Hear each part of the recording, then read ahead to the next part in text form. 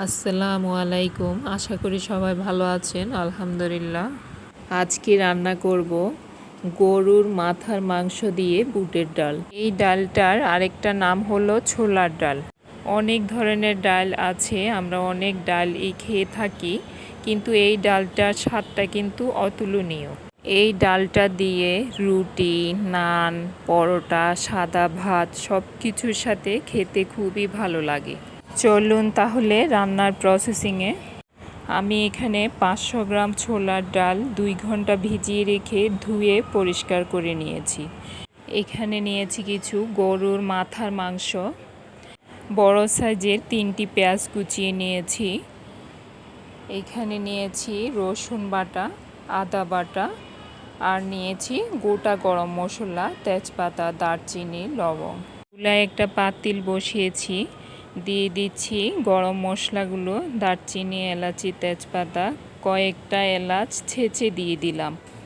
এখন দিলাম সাদা রান্নার তেল 1.5 কাপ পরিমাণ, কুচানো পেঁয়াজ, আদা বাটা দিব 3 চামচ, রসুন বাটা 3 চামচ। এখন এই মশলাগুলা তেলের মধ্যে এইভাবে 5 মিনিট নাড়িয়ে কষাই নেব। এখন দিলাম লবণ 2 চামচ, হলুদের গুঁড়ো 1 চামচ, মরিচ গুঁড়ো 1.5 চামচ, জিরে গুঁড়ো 3 চামচ, গরম মশলার গুঁড়ো 1 চামচ। এবার সব মশলাগুলো তেলের উপরে 5 মিনিট এভাবে ভেজে নেব। 5 মিনিট ভাজার পর এখন মাংসটা দিয়ে দিব।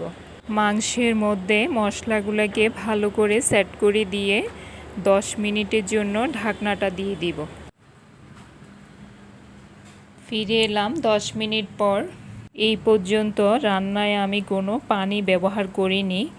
এখন আমি পাশের চুলায় একটু গরম পানি রেখেছি, কুসুম গরম পানি। এখান থেকে আমি 2 কাপ পরিমাণ পানি অ্যাড করলাম। এখন আমি মাংসগুলো আরেকবার সেট করে দিয়ে 15 মিনিটের জন্য ঢাকনাটা দিয়ে দিলাম। ফিরে এলাম 15 মিনিট পর।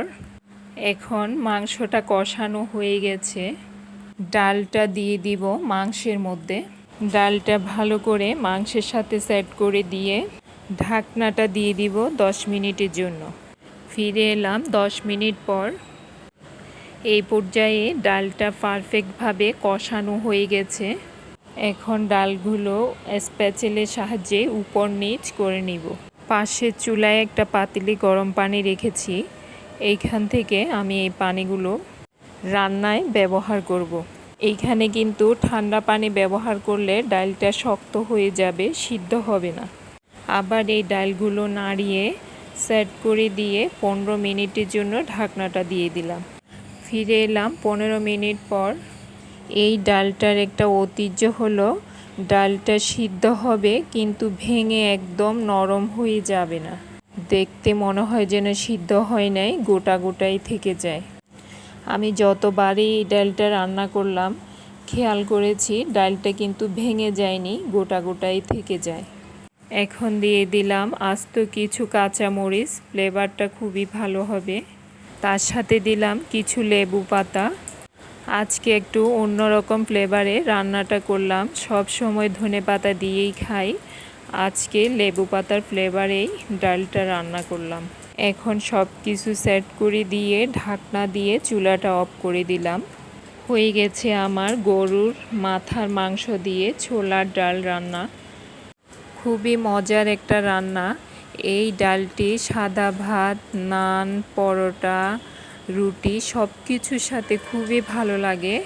ইভেন এই লেবু পাতার ফ্লেভারটা অসাধারণ। সব সময় আমরা ধনে পাতা দিয়েই খাই, মাঝে মধ্যে একটু ইউনিক হলে ভালোই লাগে। আশা করছি ভিডিওটি ভালো লেগেছে। ভালো লেগে থাকলে আমার চ্যানেলটা সাবস্ক্রাইব করার অনুরোধ রইল। আর যারা সাবস্ক্রাইব করেছেন তাদেরকে অসংখ্য ধন্যবাদ।